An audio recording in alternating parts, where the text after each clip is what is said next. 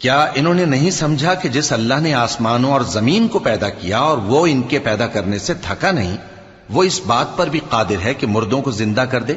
हाँ, क्यों नहीं, वो हर चीज पर कादिर है। और जिस रोज इनकार करने वाले आग के सामने किए जाएंगे तो उनसे पूछा जाएगा, क्या यह हक नहीं है? तो कहेंगे, क्यों नहीं, हमारे परवरदिगार की कसम, ये हक है।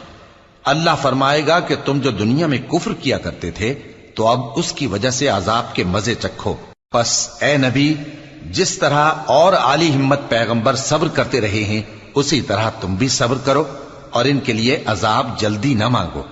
जिस दिन ये उस चीज को देखेंगे जिसका इनसे वादा किया जाता है, तो ये ख्याल करेंगे कि गोया दुनिया में रहे ही न थे मगर घड़ी भर दिन।